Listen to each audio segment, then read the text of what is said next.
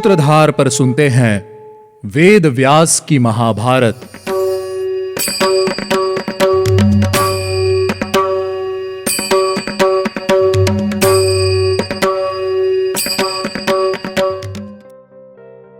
आप सुन रहे हैं सूत्रधार प्रस्तुति वेद व्यास की महाभारत का तीसरा एपिसोड और मैं हूँ आपके साथ आपकी सूत्रधार मान्या शर्मा।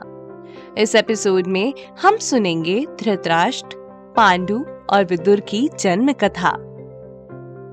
पिछले एपिसोड में हमने चित्रांगद और विचित्रवीर्य की कथा सुनी थी और जाना था कि कैसे चित्रांगद और विचित्रवीर्य बिना किसी उत्तराधिकारी के ही स्वर्गलोक को सिधार गए। एक बार फिर हस्तिनापुर का राजपाट संभालने के लिए कोई नहीं था। भीष्म अपनी प्रतिज्ञा के चलते राज्य नहीं संभाल सकते थे। ऐसे में राज्य को ध्यान में रखते हुए सत्यवती ने भीष्म को अंबिका और अंबालिका के गर्भ से पुत्र उत्पन्न करने के लिए कहा, लेकिन भीष्म अपनी प्रतिज्ञा पर अड़िग रहे। भीष्म ने अपनी माता सत्यवती को किसी ब्राह्मण द्वारा पुत्र उत्पन्न करवाने का सुझाव दिया।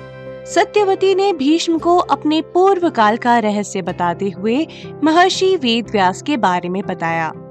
उन्होंने भीष्म को महर्षि पराशर के साथ हुए समागम से प्राप्त हुए पुत्र वेदव्यास जी को इस कार्य के लिए बुलाने का सुझाव दिया।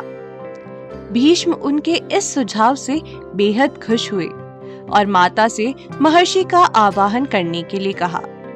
पुत्र वेद व्यास को याद करते ही वे अपनी माता के समक्ष आकर खड़े हो गए। सत्यवती ने उन्हें सब समझाया और अपनी पुत्र वधुओं के गर्भ से पुत्र उत्पन्न करने के लिए तैयार कर लिया। अब जानते हैं आगे की कथा।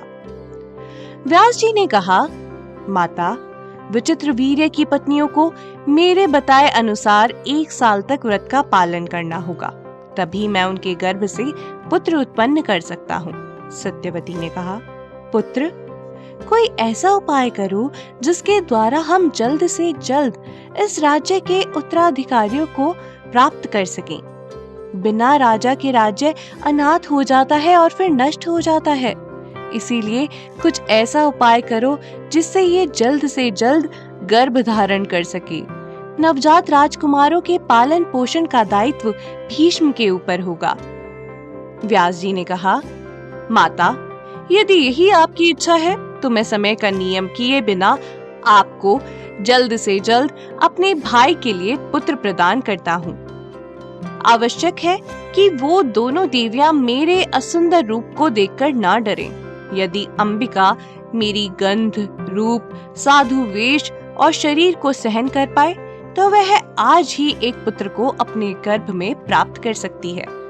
आप अंबिका से कहना कि वह स्नान आदि करके शुद्ध होकर मेरी प्रतीक्षा करे। मैं आधी रात को आऊंगा। ऐसा कहकर व्यास जी अंतर्धान हो गए। सत्यवती ने अपनी पुत्र वधू के पास जाकर धर्म और अर्थ से भरे हुए कल्याणकारी शब्द कहे। सत्यवती ने अपनी पुत्र वधू से कहा, अंबिका, इस कुल को बचाने के लिए तुम देवताओं के समान तेजस्वी पुत्र को जन्म दो जो इस राज्य का पालन पोषण कर सके। सत्यवती ने अंबिका को समझा बुझाकर बड़ी जद्दोजहद कर आखिरकार उसे मना ही लिया। रात को अंबिका साज श्रृंगार कर व्यास जी का इंतजार करने लगी। उसे लगा कि शायद भीष्म उसके कक्ष में आने वाले हैं, लेकिन अगले ही पल वहां महर्षि वेद व्यास शरीर पर घी चुपड़े हुए, यानी कि शरीर पर घी लगाए हुए उसके सामने आकर खड़े हो गए। व्यास देव श्याम रंग के थे। उनकी बड़ी बड़ी जटाएं थी, भूरे रंग की दाढ़ी, मूछ थी। एक आम इंसान का उनको देखकर भयभीत होना काफी आम था। व्यासदेव को देखकर अंबिका घबरा गई और उसने डर के मारे आंखें बंद कर ली। माता के कहे अनुसार व्यासदेव ने अंबिका के साथ समागम किया, लेकिन अंबिका ने डर के मारे एक बार भी उनकी ओर नहीं देखा। जब व्यास जी महल से बाहर आए तो माता सत्यवती ने उनसे पूछा, बेटा, क्या अंबिका के गर्भ से किसी गुणवान पुत्र का जन्म होगा? व्यासदेव ने उत्तर देते हुए कहा, माँ, वह 10,000 हाथियों के समान बलशाली, सौभाग्यशाली, महान, पराक्रमी होगा। उसके स्वयं 100 पुत्र होंगे, लेकिन वह बालक नेत्रहीन होगा। सत्यवती ने कहा कि कुरुवंश का राजा अंधा हो, यह संभव नहीं। सत्यवती ने कहा, पुत्र, तुम एक और पुत्र की उत्पत्ति करो। व्यासदेव ने तथास्तु कहकर हामी भरी और वहां से चले गए। प्रसव का समय आने पर अंबिका ने एक अंधे पुत्र को जन्म दिया, जिसका नाम धृतराष्ट्र रखा गया। इसके बाद सत्यवती ने अंबालिका को समझा बुझाकर गर्भ धारण करने के लिए तैयार किया। फिर नियोग की विधि से व्यासदेव ने अंबालिका के साथ समागम किया। महर्षि व्यास को देखकर वह भी कांतिहीन हो गई और सफेद पड़ गई, जिसके बाद व्यासदेव ने अंबालिका से कहा, अंबालिका, तुम मुझे देखकर पांडु वर्ण की हो गई थी, इसीलिए तुम्हारा पुत्र पांडु रंग का होगा। और माता के पूछने पर भी व्यासदेव ने उन्हें यही उत्तर दिया। माता सत्यवती ने व्यासदेव जी से एक और पुत्र उत्पन्न करने के लिए कहा। कुछ महीनों बाद अंबालिका ने पांडु को जन्म दिया। उनका रंग पांडु वर्ण का होने के कारण उस बालक का नाम पांडु रखा गया। सत्यवती ने अंबिका को दोबारा नियोग के लिए कहा।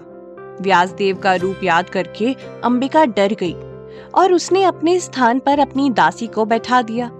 महर्षि वेदव्यास के आने पर उस दासी ने उनका आदर सत्कार किया और आज्ञा लेकर ऋषि के पास गई। शयन के बाद महर्षि ने उस दासी से कहा, अब तुम दासी नहीं रहोगी। तुम्हारे गर्भ से एक अत्यंत तेजस्वी पुत्र का जन्म होगा। यह बालक धर्मात्मा होगा और बुद्धिमानों में श्रेष्ठ होगा। आगे चलकर उस दासी ने भी एक पुत्र को जन्म दिया, जिसका नाम विदुर रखा गया।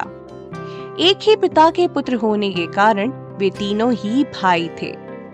असल में महात्मा मांडव्य के शाप से साक्षात धर्मराज ही विदुर के रूप में जन्मे थे। जाते समय व्यासदेव जी ने माता सत्यवती को भी अंबिका के द्वारा अपने स्थान पर दासी को भेजने का भेद बता दिया और अंतर्धान हो गए। अब सवाल ये उठता है कि आखिर महात्मा मांडव्य ने धर्मराज को क्या शाप दिया और क्यों दिया।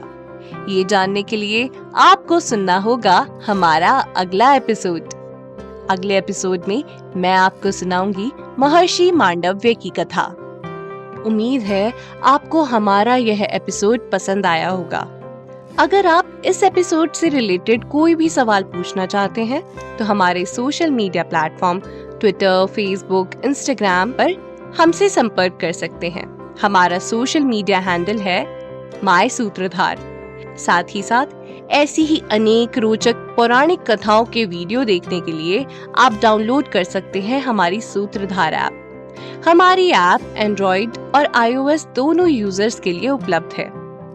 यहाँ आपको हर एक कहानी सुंदर चित्रण और सटीक फैक्ट्स के साथ मिलेगी। इसके अलावा आप श्री राम कथा, मिनी टेल्स पॉडकास्ट हिंदी और इंग्लिश, नल दमयंती प्रेम कथा हिंदी, इंग्लिश तथा ऐसी ही अनेक कहानियाँ अपने मनपसंद ऑडियो प्लेटफॉर्म पर सुन सकते हैं। लिंक आपको डिस्क्रिप्शन में मिल जाएगा।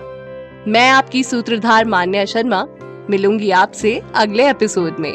याद रखिएगा, हम हर सोमवार और शुक्रवार आपसे मिलते रहेंगे।